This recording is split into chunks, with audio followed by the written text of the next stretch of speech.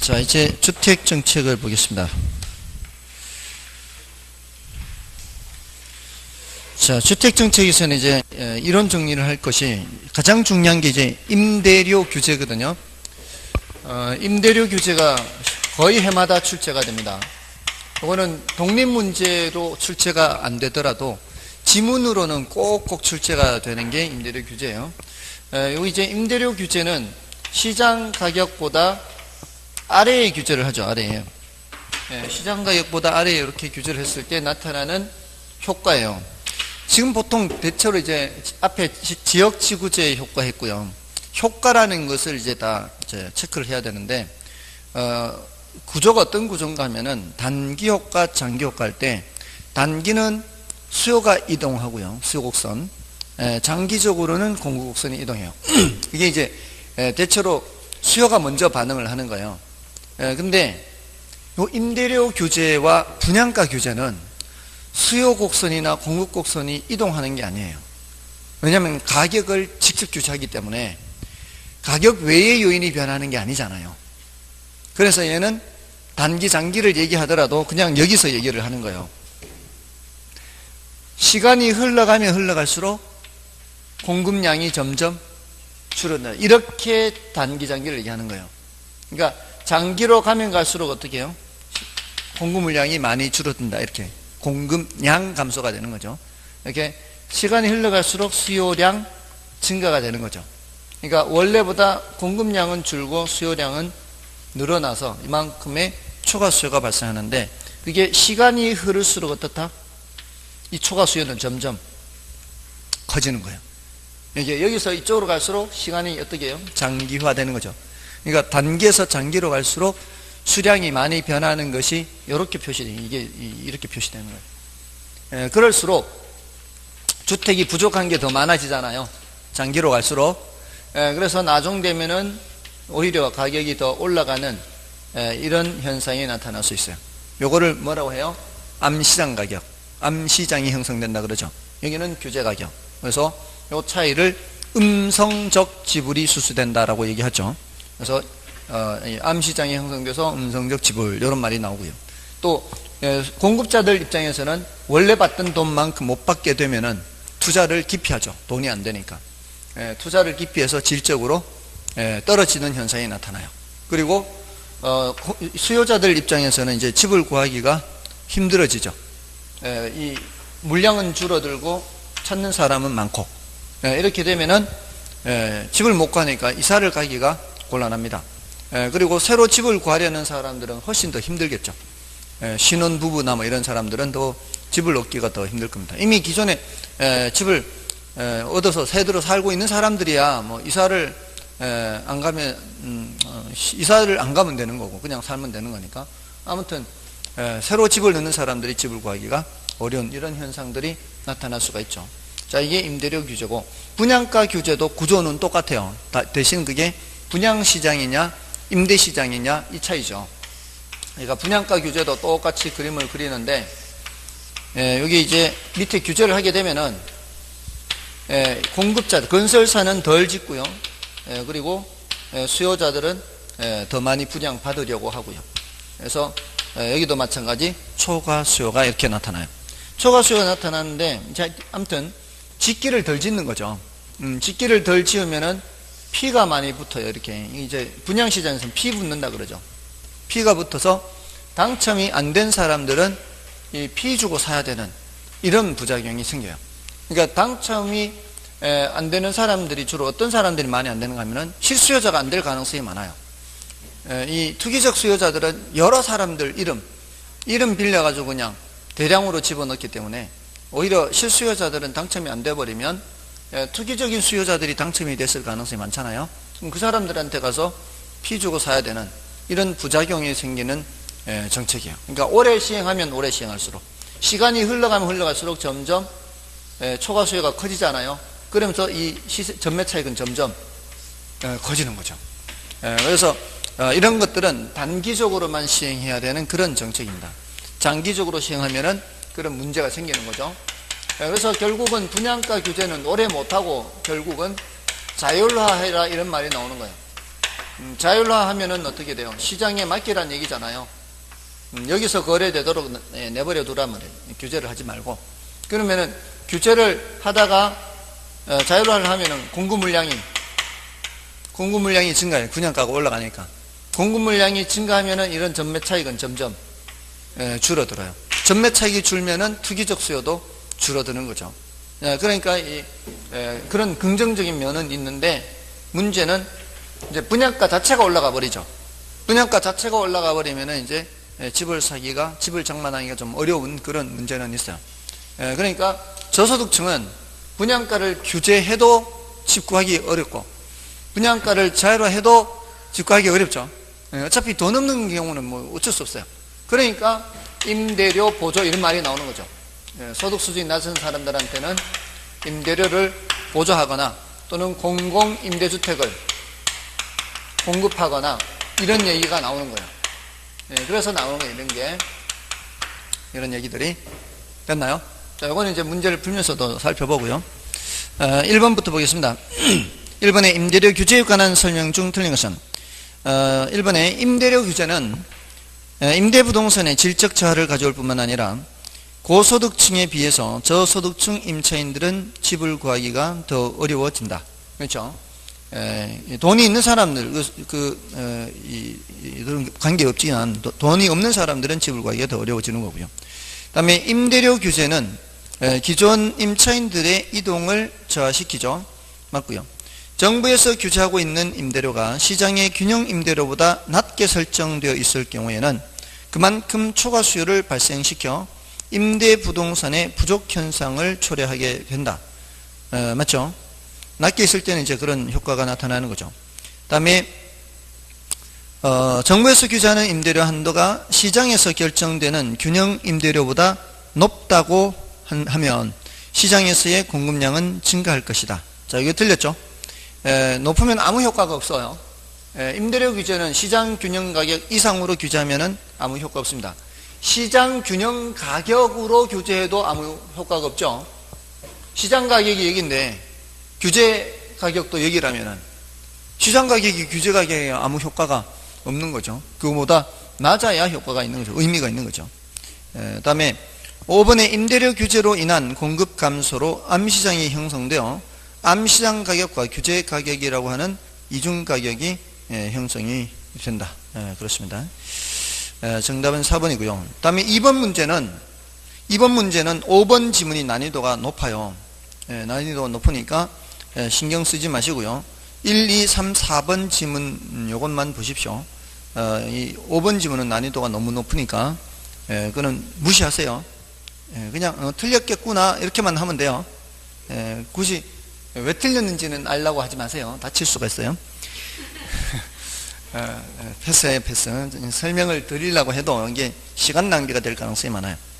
다음에 이제 3번, 4번은 이제 임대료 규제 계산이에요. 물론 4번은 균형 가격과 균형량 계산하는 것도 포함되어 있는데, 기본적으로 임대료 규제 계산은 어떻게 하는 거예요? 임대료 규제 계산은 규제 가격을 대입한다 그랬어요.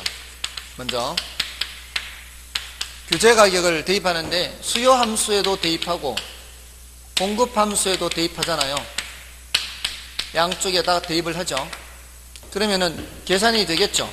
수요량과 공급량이 계산이 될 거 아니에요. 그래서 수요량이 더 많으면 뭐라고 하고요?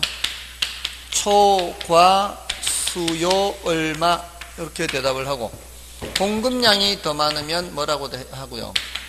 아무 효과 없다 이렇게 대답한다 그랬죠. 아무 효과 없다 이렇게 하면 돼요. 요 매뉴얼을 기억하고 있어야 되죠.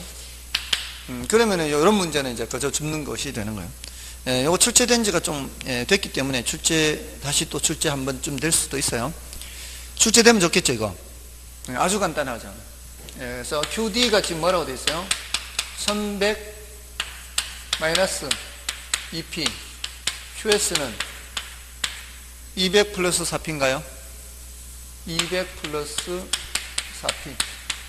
규제 가격이 얼마예요?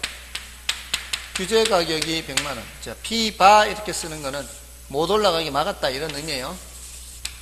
이렇게 못 올라가게 막았다. 이 벽을 집어넣는 거죠. 여기다 집어넣고 또 여기도 집어넣고, 그럼 QD에다 집어넣으면 여기에다가 200을 빼는 거니까 900이고, 여기는 100을 넣으면 400을 더 하는 거니까 600이 되죠. 그럼 수요량이 더 많죠. 수요량이 300만큼 더 많으니까 초과 수요 300 이렇게 하면 되죠. 혹시라도 나 시간 없어서 이거 안 풀겠다 하면은 찍더라도 초과 공급은 빼고 찍어야 되죠. 찍더라도 1번, 2번, 3번 중에 찍어야 돼요. 그죠? 그거 훨씬 확률이 높잖아요. 5분의 1보다는 3분의 1 확률이 훨씬 높잖아요. 됐죠? 4번은 뭐 여러분이 좀 풀어봐 주시고요. 자, 5번을 보겠습니다. 자, 5번을 보시면 분양가격 통제죠. 이제 분양가 규제, 임대료 규제와 분양가 규제. 분양가격 통제는 주택 생산이나 공급에 큰 영향을 주게 되는데, 다음 중 분양가격 통제가 주택시장에 미치는 영향이라고 보기 어려운 것은 1번에 주택의 질이 저하될 수 있다. 맞죠? 이 건설사 입장에서도 돈이 안 되니까 고급자재 사용하기가 그럴 수 있죠. 그 다음에 분양가격과 실거래가격 격차가 시간이 경과할수록 심화되기 때문에 투기적 수요를 유발하게 된다. 맞죠? 여기서 아까 이거 시간이 흘러가면 흘러갈수록 점점 더 초과 수요가 커지면 이 전매차익이 점점 커지는 거죠. 이게 초과 수요가 많아질수록 뭐는 커지는 거예요? 이 전매차익은 커지는 겁니다. 다음에 3번 분양가 규제는 소비자의 과소비를 불러일으켜 자원 배분의 비효율을 초래할 수 있다. 무슨 과소비일까요? 왜 과소비일까요? 분양가를 규제하면 제가 2억 4천을 마련할 수 있는 사람이에요. 제가 2억 4천을 마련할 수 있는데 평당 1,000만 원이 시장 가격이에요. 평당 1,000만 원. 그럼 제가 몇 평짜리 집을 살 수 있다는 얘기예요? 24평짜리 집을 살 수 있다는 얘기잖아요. 근데 임대료 규제를 800으로 하면,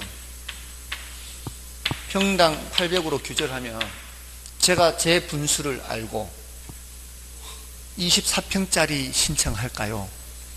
아니면은 30평짜리 신청할까요? 당연히 30평 하겠죠. 근데 예전에 제 마인드로는 나는 24평짜리 그래도 아니 정말 여기 올 때도 저 24평짜리 알아봤어요.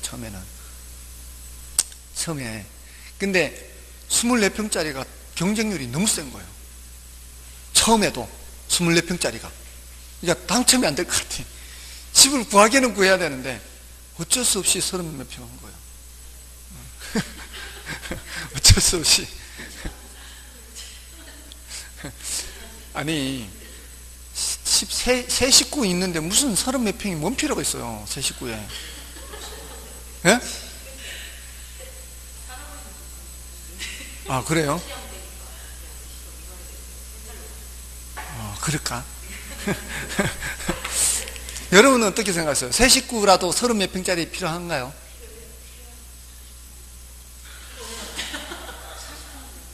(40평) 넘어야 돼요?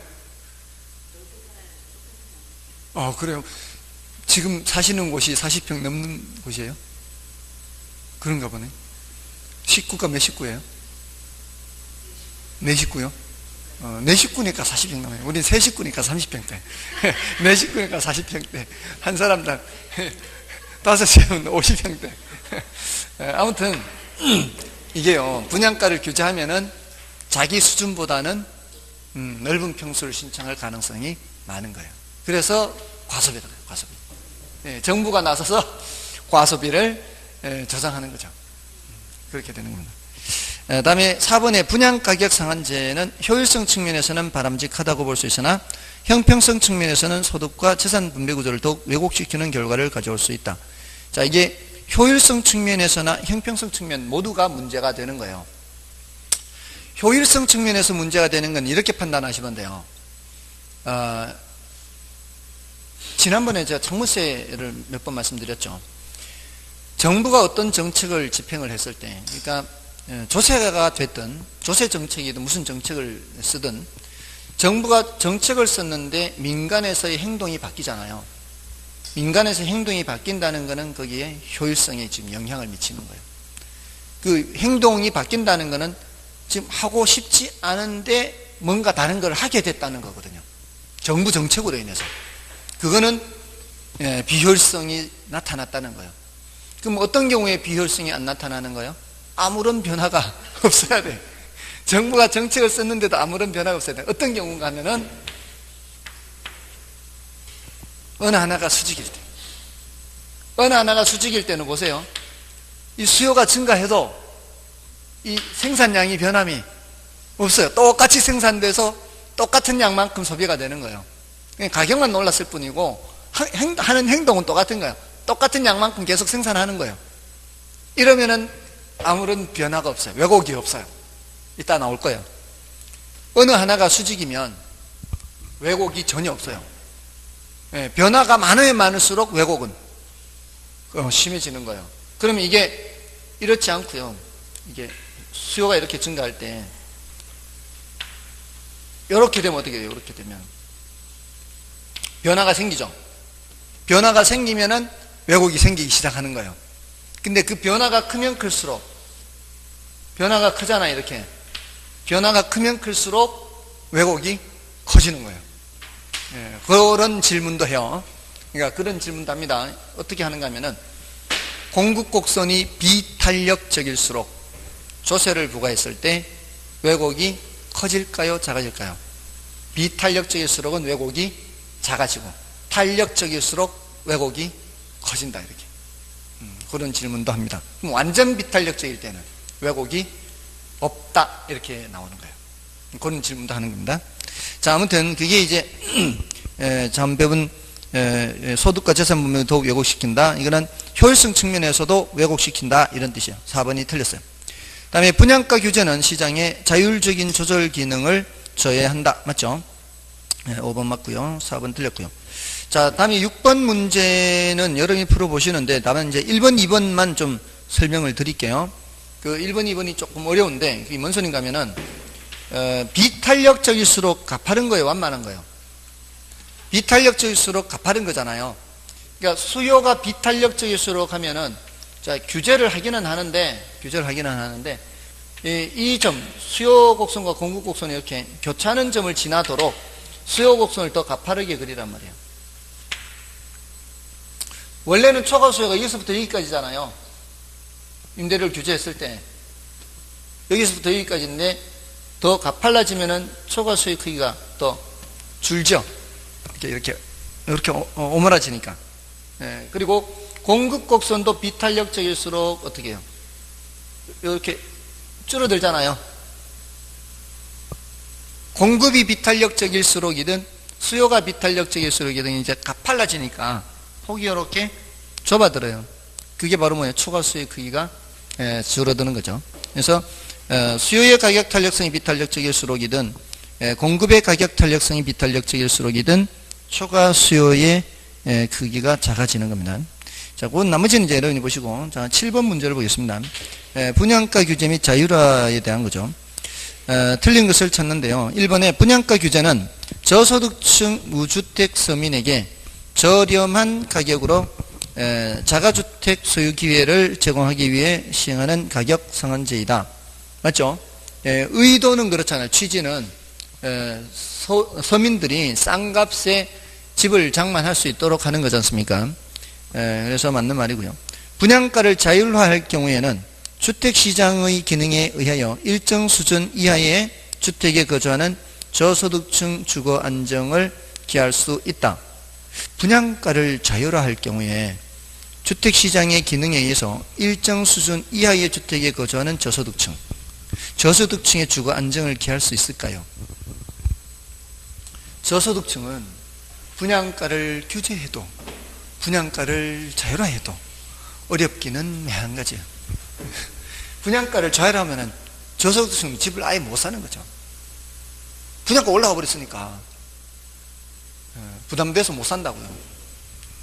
근데 분양가를 규제하면은 당첨이 안 돼서 못 가고 분양가를 자율하면은 비싸서 못 가고 이렇게 된다 이 말이죠. 예, 그래서 뭐가 필요하다 그랬어요? 임대료 보조나 공공 임대주택 이런 게 필요하다. 저소득층 위해서. 예, 근데 이제 마냥 할 수는 없는데 아무튼 이 공공 임대주택이 상당히 좋은 정책이에요. 사실은 국민 임대주택 들어보셨나요? 그 국민 임대주택이 이제 공공 임대주택의 대표적인 거거든요. 몇 년까지 있을 수 있는지 아시나요? 30년이에요. 30년. 국민 임대주택은 제가 또 알아봤거든요. 어떤 자격이 되는지, 어떤 자격 요건이 되는지, 저도 혹시 들어갈 수 있는가 이렇게. 근데 상당한 재산이 있어도 되더라고요. 1억 몇 천인가? 그 정도 재산인가? 까지도 괜찮아요. 그 소리는 뭘 뜻하는가 하면은 영구임대 말고 국민임대 30년, 최장 30년까지 있을 수 있는데, 근데 그 들어갈 때의 요건이 1억 얼마인가까지 재산이에요. 그 소리는 들어간 이후에 상당 부분 어느 정도 재산이 형성될 때까지도 있을 수 있다는 얘기잖아요. 거기서, 왜냐하면 들어갈 때 그 기준인데 들어가자마자 이게 조금만 초과됐다고 나가라 이렇게 하면 이제 문제가 있잖아요. 조금만 초과돼도? 실제로요? 그래요? 그러면은, 예. 그렇죠, 그렇죠. 뭐, 기간은 주겠죠, 어느 정도는. 그러니까 어느 정도까지는 재산이 뭐가 있고, 이렇게 좀 묻더라고. 예, 자격 요건이 어떻게 돼요? 이렇게 제가 전화를 해서 해봤더니만, 자동차, 이런 거 이제, 재산 가액을 이렇게, 소득 수준, 이렇게, 월급, 소득 수준이 얼마나 돼요? 이렇게 묻더라고요. 예, 근데 이제 가상으로 이렇게 물은 거죠. 소득이 예를 들어, 100만 원이다. 또 재산이 어느 정도다. 이렇게 얘기를 해주는데, 상당히 이제 자격 요건이 그렇게 까다롭지는 않더라고요. 그러니까 대기하는 사람이 많은 거예요. 대기하는 사람이. 그래서 그 지역에 있는 사람이 이제 우선권이 있고요. 그러니까 다른 지역에 있으면은 이게 이제 순위가 많이 밀리는 거죠.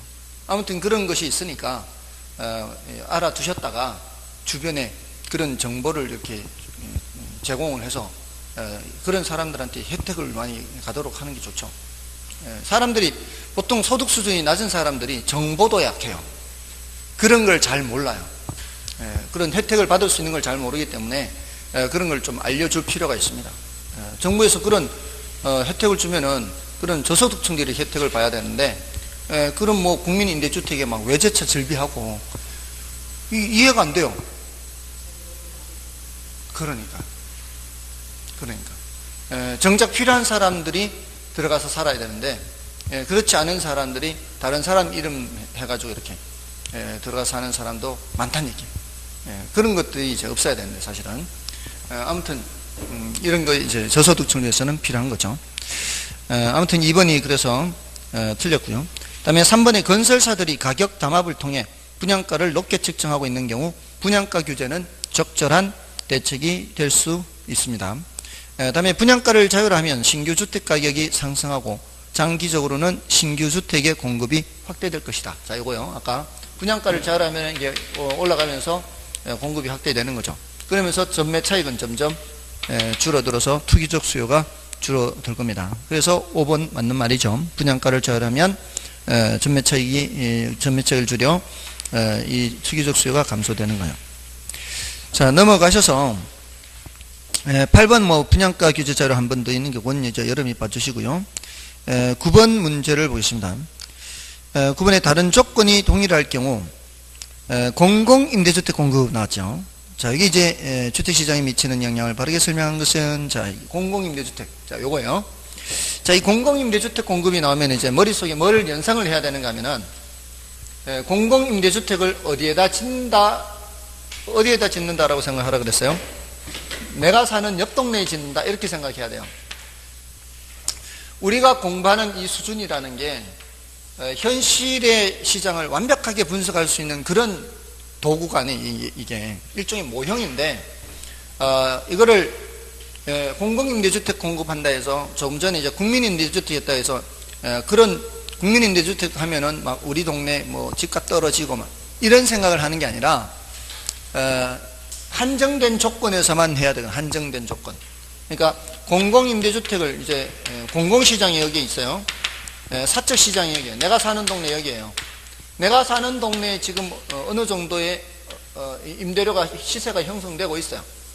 근데 여기보다 싼 임대료로 우리가 사는 동네보다 싼 임대료로 이쪽에 제공을 하는 거예요. 그랬을 때 이 사적 시장에 나타나는 임대 시장을 보는 거예요. 임대 시장. 매매 시장을 보는 게 아니고, 그러니까 이런 제한된 조건으로 해야 돼요. 그래야 분석을 할 수가 있거든, 우리 수준에서는. 그래서 이럴 때 이것도 이제 단기, 장기 이렇게 한단 말이에요. 단기는 무슨 분석한다 그랬어요? 단기는 수요, 장기는 공급 이렇게 한다 그랬잖아요. 그러니까 단기적으로는 여기 살던 사람들이 어떻게 하겠어요? 이쪽으로 가는 거죠. 여기 수요가 어떻게 돼요?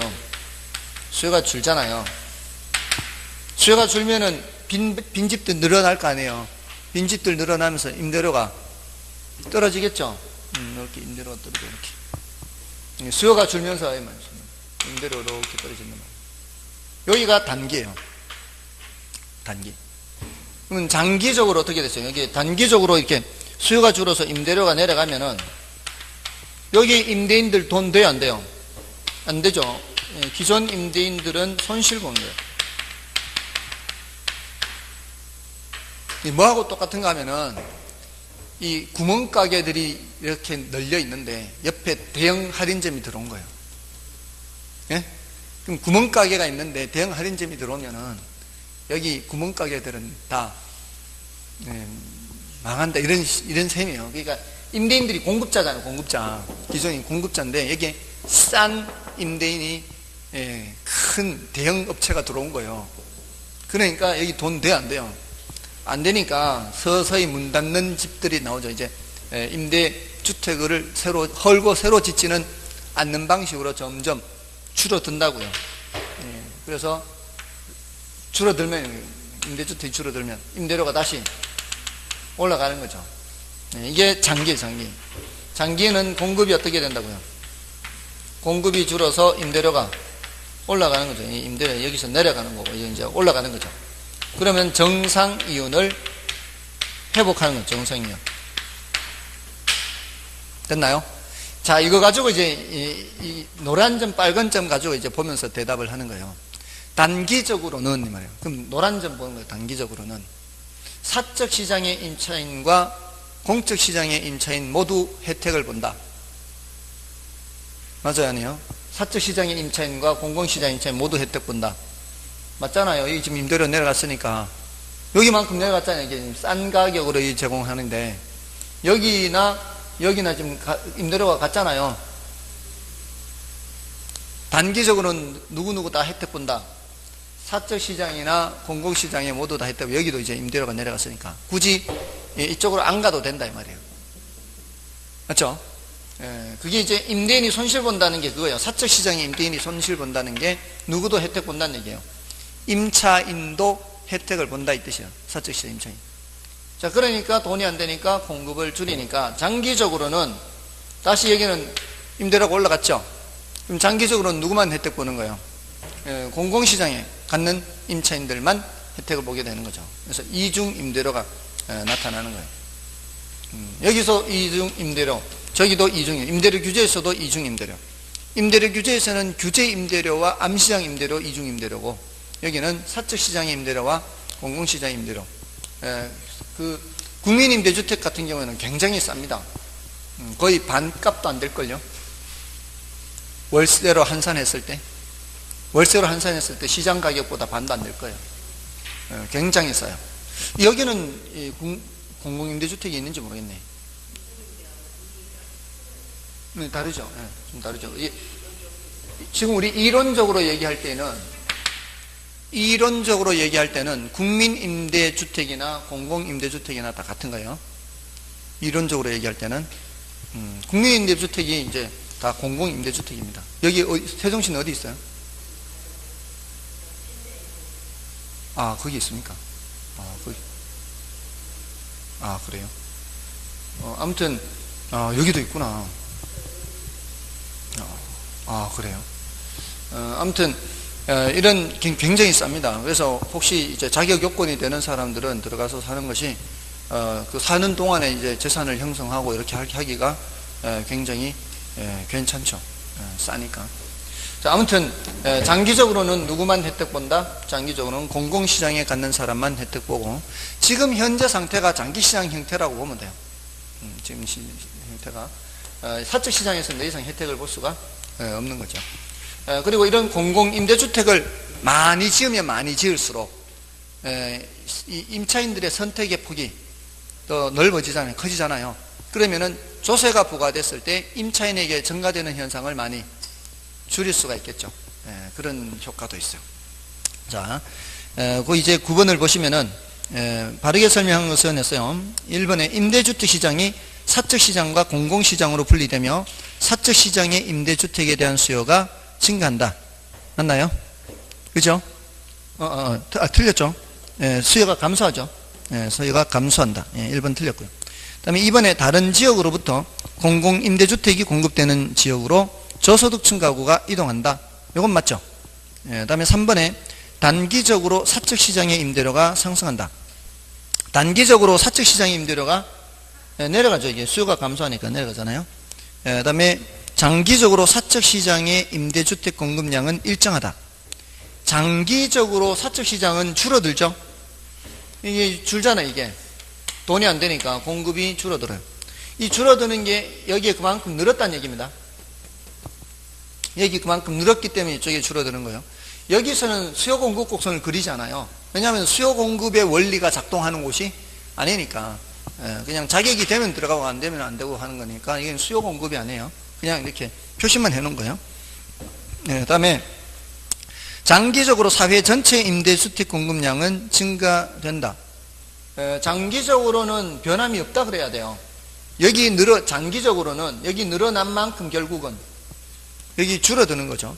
그러니까 장기적으로는 변함이 없다 이렇게 얘기하는 겁니다. 자, 이게 직접 개입이에요, 간접 개입이에요? 직접 개입이잖아요. 정부가 직접 이렇게 하는 거잖아요. 이 정부가 직접 개입하는 비중이 커지면 커질수록 민간 비중은 줄어드는 거예요. 이게 사회주의 국가에서는 전부 다 국가에서 만들어서 공급하는 거잖아요. 그러니까 사회주의 국가는 100% 다 정부가 하는 거예요. 그러니까 이 비중이, 이쪽 비중이 커지면 커질수록 이쪽 비중은 작아진다 이렇게 보는 거예요. 그래서 사회 전체는 변함이 없다 이렇게 보는 거죠. 장기적으로는. 자, 그런 얘기요. 다음에 10번은 이제 여러분이 봐주시고요. 11번을 보시면 이거는 이제 선분양 후분양인데 뭐 중요도는 높지 않은데요. 요거 한 문제 풀면서 이 선분양 후분양에 대한 것을 좀 감을 익히시면 되겠습니다. 주택의 선분양 제도 및 후분양 제도와 관련된 다음의 설명 중 틀린 것은 1번에 선분양 제도는 경기 변동으로 인해 입주 시점에서 주택 가격이 하락할 경우 발생할 수 있는 위험을 소비자가 전적으로 부담한다. 맞죠? 이게 이제 마이너스 P 같은 거죠. 이런 위험 부담을 누가 갖고 있는 거예요? 선분양 제하에서는 이 수요자가 그런 위험 부담을 안고 있는 거죠. 그다음에 선분양 제도는 건설업체의 위험을 최소화하고 적은 자금으로도 대형 사업을 시행할 수 있다. 이 건설업체 입장에서는 선분양 제도가 너무 좋아요. 땅 짓고 훔치기예요. 이제 분양 계약금 들어오면 올리고 중도금 들어오면 올리고 자기 돈 별로 없어요. 그렇게 할 수 있죠. 그다음에 후분양제를 도입할 경우 분양 가격을 일시에 지불해야 하기 때문에 목돈 지불에 어려움이 발생한다. 이거는 좀 그럴 수는 있어요. 그러니까 집을 이제 다 지은 걸 살 때는 한꺼번에 돈을 다 줘야 되잖아요. 근데 선분양제 할 때는 보통 아파트 단지를 하면은 몇 년 정도 걸리죠? 한 2, 3년? 2, 3년 정도 걸리죠. 그러니까 2, 3년 정도 걸리는데 그동안에 어느 정도는 이렇게 또 마련도 할 수 있잖아요. 기존에 좀 모자라면 그동안에 좀 마련하고, 그리고 또 모자라면 또 이렇게 대출받고 이렇게 하면 좀 여유가 조금은 더 있는데, 후분양제에서는 한꺼번에 다 돈을 밀어 넣어야 되니까 그런 문제가 있죠. 다음에 후분양제도는 주택 건설업체들의 자금 조달에 어려움이 또 발생할 수 있어요. 지금까지는 뭐 계약금 들어오고 중도금 들어오고 하면은 그걸로 올리면 됐는데, 이제는 다 짓고 분양을 해야 되니까 그 돈을 어떻게 마련할 거냐 이 말이잖아요. 그래서 그 5번이 이제 나오는 거예요. 후분양지 시행 시 수요자의 목돈 지불의 문제점을 보완하기 위해서 프로젝트 파이낸싱이 아니고요. 그게 저당 유동화, 저당 유동화. 바뀌어 있어요. 저당 유동화, 이런 할 때 했잖아요. 그 저당 유동화는 게 뭐예요? 저당 채권을 현금화하는 거 아니에요? 누가 하는 거예요? 금융기관이, 은행이. 저당 채권을 유동화하게 되면 뭐를 마련할 수가 있어요? 현금 마련할 수 있잖아요.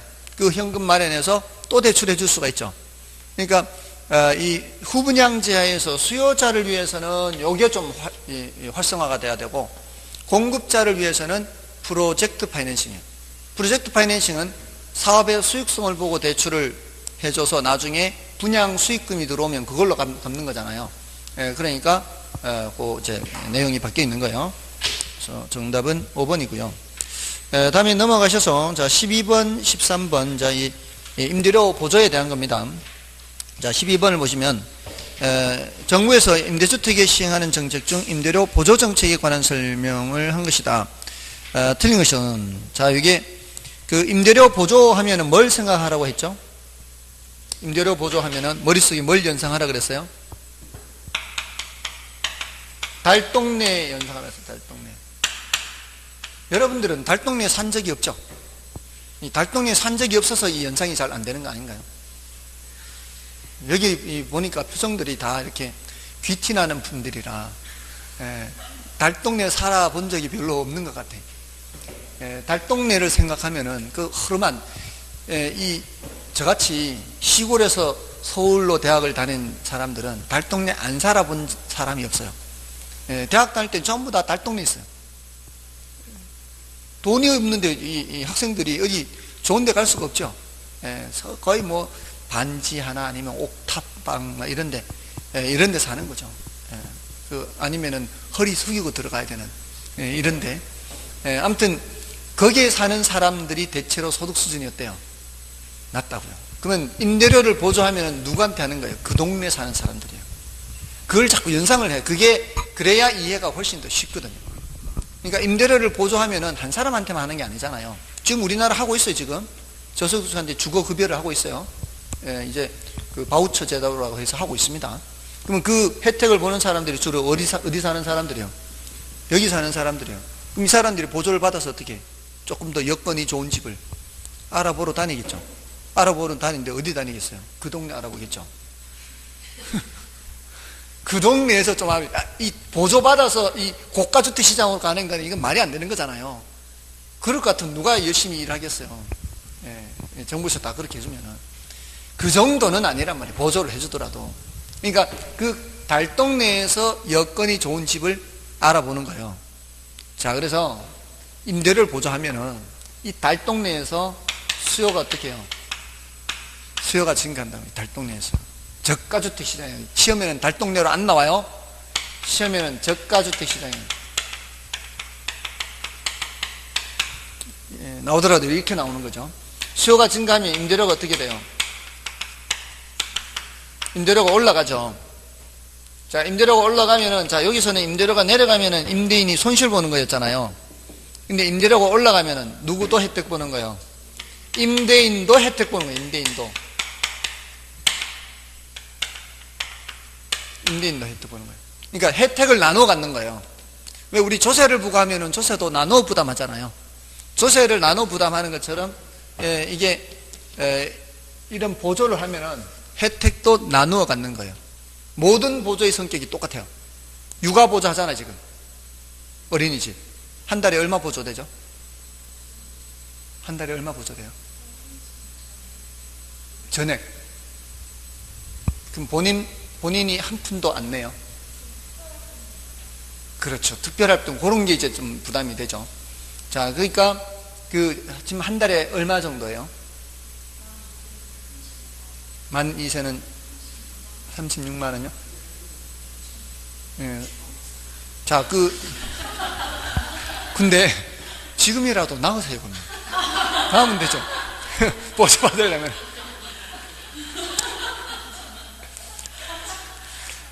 36만 원인데 예전에는 30만 원 안 됐단 말이에요. 이렇게 보조를 이렇게 하면은 그 금액이 이제 올라가거든요. 근데 여기서는 뭐 특별활동비가 얼마나 붙어요?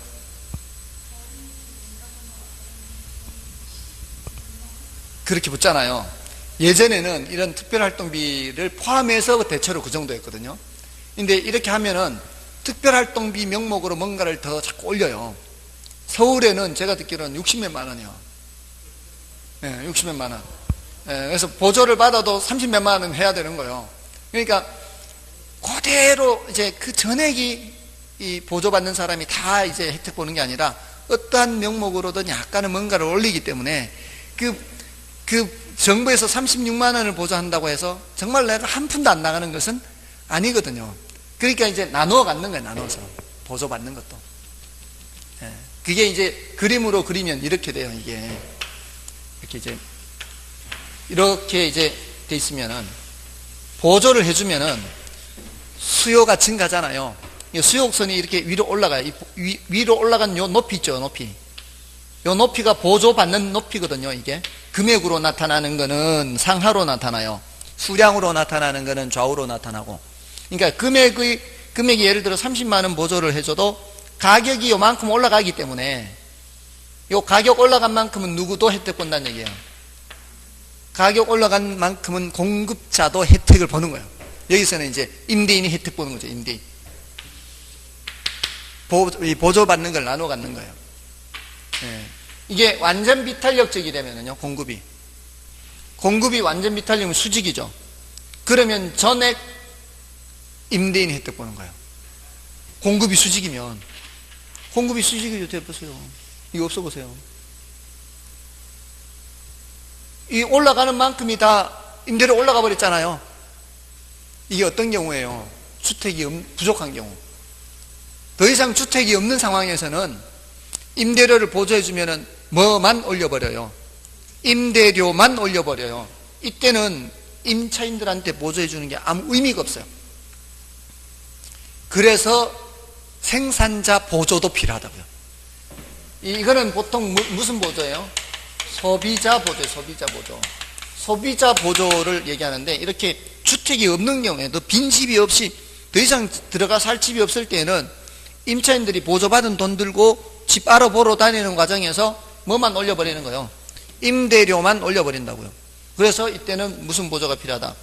생산자 보조가 필요하다. 대신 지금 당장에는 집이 못 늘어나요. 집이 지어져서 늘어나려면 한참 시간이 가야 돼요. 이런 보조하면 안 되고, 그때는 집을 더 짓기 위해서 집이 늘어나면 작년에 이맘때 양보다 올해 이맘때 양이 늘어나면 임대료가 내려가겠죠.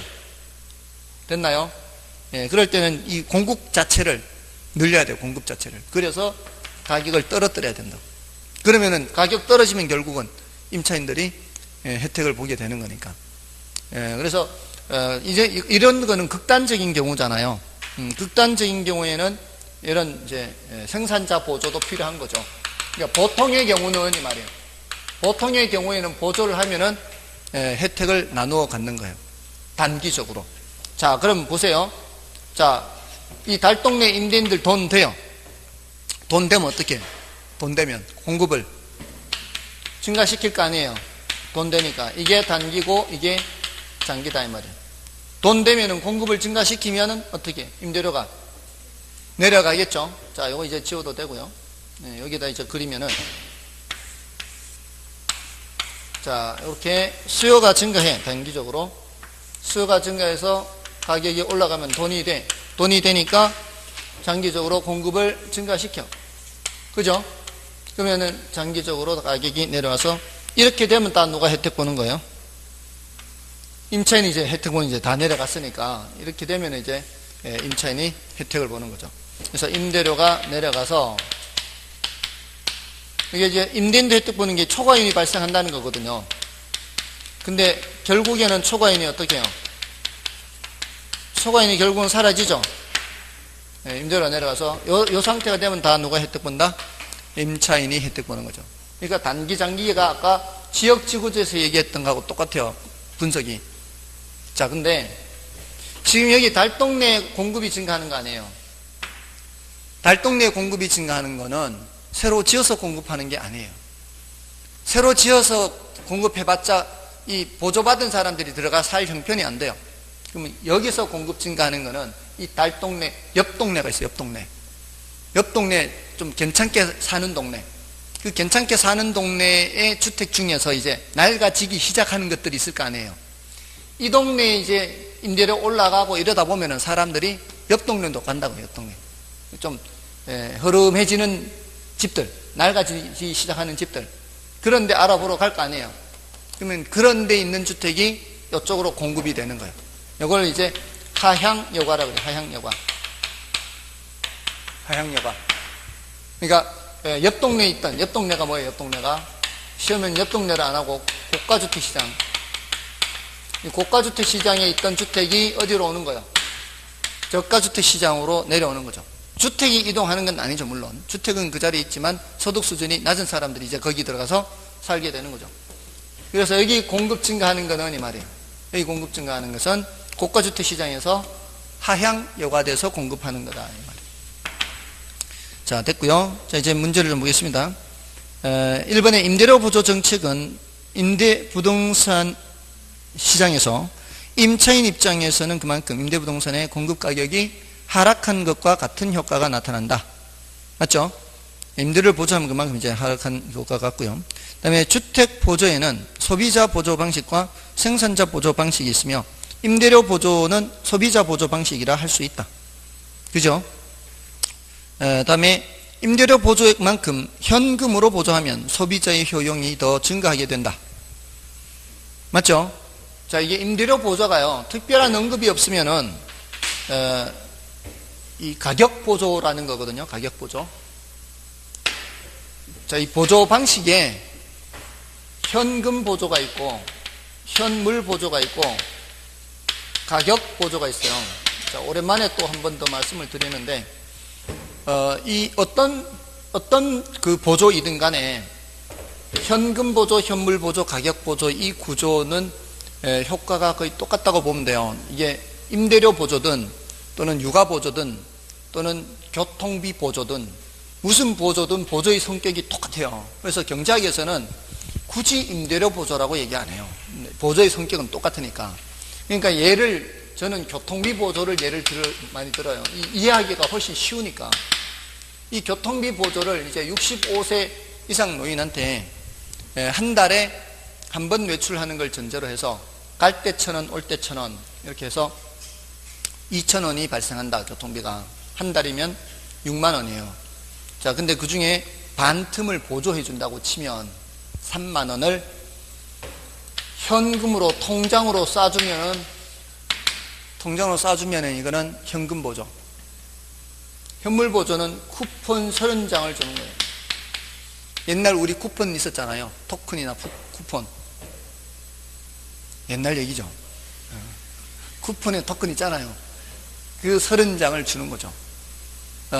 얼마 들어요? 정부 입장에서는 3만 원. 이거 얼마예요? 3만 원. 그럼 가격 보조는 뭔가 하면은 주민등록증 제시하고 65세 이상 노인들은 500원만 내는 거예요. 500원만. 이게 가격 보조예요. 탈 때 50% 깎아주는 거. 자, 이거 한 달, 하루 한 번 외출해서 한 달 30번 외출하면은 이거 어차피 탈 때마다니까 60번 탈 거 아니에요. 그 차액만큼은 누가 내야 돼요? 차액만큼은 정부가 내야 될 거 아니에요. 그럼 정부 재정 지출은 어때요? 정부 재정 지출은 똑같아요. 자, 그런데 보조받는 사람의 효용 관점에서 일단 보고요. 보조받는 사람의 효용은 어떤 게 제일 커요? 이거죠. 이거는 안 가르쳐도 다 알아요. 근데 정부가 의도하는 건 뭐예요? 보조해주는 의도가 뭐예요? 고생스럽게 노인들 무릎도 아픈데 걸어 다니지 말고 차 타고 다니라는 얘기 아니에요. 의도가. 근데 이 세 가지 중에서 정부 의도대로 될 가능성이 제일 높은 건 뭐예요? 현물 보조? 안 그래요. 가격 보조. 이거는 탈 때만 혜택을 봐요. 안 타면 소용이 없어. 그죠? 이건 현금은 그대로 돈을 써버리고 걸어 다닐 가능성이 많고, 이거는 옆집 노인한테 깡해서 팔고 걸어 다니는 거지. 이거는 그럴 수도 없잖아요. 깡해서 팔 수가 없잖아. 뭔 뜻인지 아시겠죠? 자, 요거를 생각하라면, 요거를 생각하면은 정부가 의도하는 임대료 보조의 의도가 뭐예요? 고생스럽게 그냥 여건이 안 좋은 그런 데 살지 말고 조금 형편 좋은 데 가서 살라는 얘기 아니에요. 이 중에서 정부가 의도한 대로 될 가능성이 제일 높은 게 뭐라고요? 가격 보조라고. 예, 만족도를 제일 높이는 거는 현금 보조. 그 얘기. 정부가 의도하는 바대로 될 가능성이 제일 높은 거는 가격 보조. 보통 임대료 보조 하면은 가격 보조를 말하는 거예요. 특별한 언급이 없으면 임대료 보조는 가격 보조예요. 근데 우리나라는 지금 이 주택 바우처라고 해서 쿠폰, 현물 보조 하고요. 거기에 해당하는 만큼을 이제 통장으로 넣어주기도 해요. 근데 이제 제도가 시행되는 게 이제 통장으로 넣어주는 게 뭘 확인하고 주는가 하면은 이 임대료를 납부를 했다는 거, 임대인한테 확인하고 주는 거기 때문에 현금 보조는 아니에요. 왜냐하면 다른 데로 쓸 수가 없으니까 일단 먼저 자기가 돈을 낸 걸 확인하고 돈을 주는 것이기 때문에 딴 데로 못 써요. 우리나라는 그 받아봤자. 아무튼 그렇습니다. 아무튼 그래서 3번 같은 지문이 나오는 거예요. 임대료 보조액만큼 현금으로 보조하면 이렇게 돼 있잖아요. 원칙적으로는 무슨 보조인데? 가격 보조인데 현금으로 보조하면 소비자 효용이 더 증가하게 되고요. 그다음에 임대료를 보조하면 과거보다 더 많은 고가 임대주택을 소비하게 되고 효용도 그만큼 더 높게 나타나며, 자, 이게 틀렸어요. 보조받아서 고가 임대주택을 얻는다. 말이 안 되죠? 그죠? 4번이 틀렸고요. 그 다음에 5번에 저소득층이 부담하는 임대료를 경감시킴으로 저소득층의 실질 소득이 상승하는 효과를 가져옴으로써 다른 조건이 동일할 경우 소비하는 임대주택의 양을 증가시킨다. 자, 요거는 맞는 말이죠. 자, 이제 13번부터는 좀 쉬고 하겠습니다. 조금 진도가 늦었습니다.